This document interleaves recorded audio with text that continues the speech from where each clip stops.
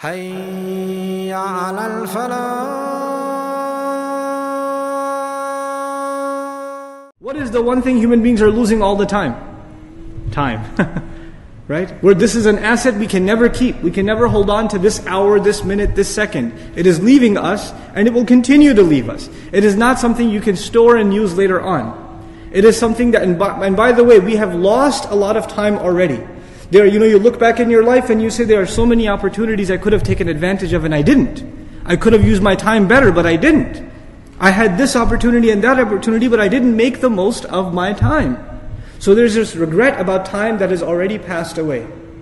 And you should use that regret to transform the way you're going to use your time in the future. But essentially, Allah has tied two things together. The idea of thinking about human loss and He associated that with the passage of time. In other words, how we understand that now in Surah Al-Asr is Allah is bringing time as a witness to something. What is time supposed to witness? That no doubt human beings are immersed in loss. What does that mean? That means many, many, many human beings. And as we study the exact commentary of the Mufassirun, this will become more clear. But to make it very brief and simple right now, for now at least, is the following. You and I, and humanity at large, they run after things. We run after things that are actually distractions from our real purpose in life. That should remind you of a surah we studied, the one before this. Alhaakum at-takathur. It deluded you. The want of more, the mutually shared urge to get more and more. It distracted you from your real purpose. Most humanity is distracted running after the wrong thing. They're running after the wrong thing. Now, are we the first people to run after wealth? Or to run after a house, or to run after getting married to a beautiful woman, or this or that, whatever it may be. Are we the first to run after these things, or were there people before that ran after these things too? There were. And people ran after them thinking that they are going to have success. When they get them, they will have success. And time, Allah made time a witness that people came and they ran after these things and they failed. And then other people came and they ran after these things and they failed again. And other people came and did the same thing again. Thousands upon thousands of years, hundreds upon hundreds of generations, one after another, the same drama over and over again. And one creation of Allah has been watching it happen. It's witness to this thing over and over again. It's almost as though when it sees our struggles, it says, here we go again. Here's another one. So in other words, time is a witness to the tragedy of human life, the tragedy of the human beings' aspirations headed in the wrong direction. So time is being brought as a witness against us, or a witness to the tragedy of the human being. We need to act quickly because the dawn of our life has set upon us. The sunset of our life is at bay. It's around the corner. So we need to act now. It's this idea of time running out, the timer ticking away. That's being captured in just the words Al-Asr. So this last benefit of this oath is a sense of urgency. And one alim, he compared, Mufti Muhammad Shafi among others, compared the struggle of the human being that is depicted in Surah Al-Asr to the one who is trying to sell ice. In ancient times they didn't have freezers and stuff like that, right? So the ice vendor, he doesn't have a lot of time and it's melting away. And he has to make use of these sales and get the product out to the customer in a certain time. And if that time goes away, then all of that effort is gone to waste. So he has this sense of urgency to accomplish what he needs to accomplish. The other part of the overview, inshallah, we'll talk more about the middle ayah later on, but about the last ayah, one thing for now. Commonly, the last ayah of Surah Al-Asr is understood as having four components. Of course, it's very easy to see that. إِلَّا الَّذِينَ آمَنُوا, number 1, وَعَمِلُوا الصَّالِحَاتِ, number 2, وَتَوَاصَوْا بِالْحَقِّ, number 3, and وَتَوَاصَوْا بِالصَّبْرِ, number 4. Four conditions.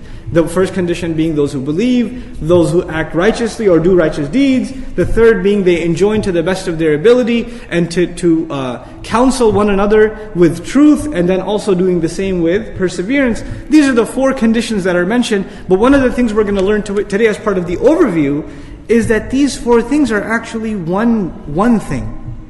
They seem like they are four things, but they are lazim wa malzoom. They are necessarily connected to each other. They are actually inseparable. And actually all of the rest is the fruit of the first. Iman. The first thing that's mentioned is Iman. And then there are three other things mentioned. But what we're going to learn is if one really has Iman, then the next three things are naturally bound to happen. They are bound to happen. And if those things don't happen, guess what's missing? Iman. So if one wants to check if they really have Iman or not, they can check by the minimal standard of Iman set by Surah Al-Asr. What are the consequences of Iman? What happens right after Iman? Amilu salihat, tawasi bil haqq, tawasi bil sabr. If those things aren't happening, then there's something missing in Iman. And by the way, all of these four are connected in a profound way. Even if you take the second case, Amilu salihat. What is after Amilu salihat? They act righteously. They enjoin the truth. They don't keep the good to themselves. Now they're enjoining the truth, of which I'm using the cliche translation. The idea of it is to get the truth to others. Tell others to do good too. In other words, if you are truly doing good, it is impossible for you to keep it to yourself. It's impossible. A necessary consequence of that will be you will have to share it with others. That is part of goodness. And then when you do enjoin the truth to others, you will get people that respond to you, and you will get people who hate what you have to say. And when you get people who hate what you have to say, you will necessarily need to develop what? Sabr. You're going to have it. It's a necessary, these are all connected things. One leads to the other, to the other, to the other. And we'll explore more of that as we continue, inshallah ta'ala. This is actually why this surah opens up in most explicit detail these fruits of Iman that usually in the Qur'an are mentioned in one or two terms. Sometimes Allah says, الَّذِينَ آمَنُوا. الَّذِينَ آمَنُوا. That's enough. Because really the rest is what? Fruits of Iman. Right? So if you understand Iman properly, then the rest is understood. Sometimes He elaborates it a little more and says, الَّذِينَ آمَنُوا وَعَمِلُوا الصَّالِحَاتِ. He'll say two things. But in this surah, He doesn't say two things, He says four things. And if you notice, the last two things, tawasi bil haqq and tawasi bil sabr, are actually deeds in and of themselves. They are deeds. And so, amilu salihat is a deed, amal. And tawasi bil haqq and tawasi bil sabr are also a'mal, amalain. They're both actions too.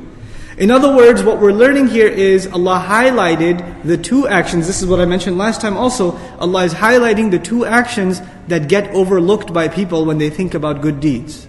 The actions that they don't tend to think about when they think about doing good deeds are the ones that are explicitly highlighted, so we understand this is the bare minimum of good deeds that you need to accomplish. That is tawasi bil haqq and tawasi bil sabr included in the discussion.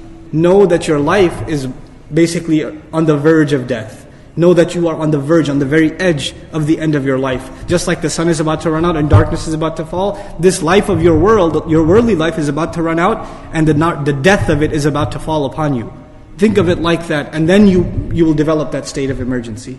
Anyhow, finally, Ibn Kathir rahimahullah says, الزمان الذي يقع فيه حركات بني آدم من خير وشر. This is all time in which the activities of the human being, of the children of Adam have occurred, whether they be good activities or they be bad activities. And by saying good and bad, what he's actually telling us is that the human beings overall, what have they done more of, good or bad? They've done more bad, hence they are in khusr. Time has illustrated that they had opportunity to do both, but they ended up doing more bad than good, so human beings have ended up in loss.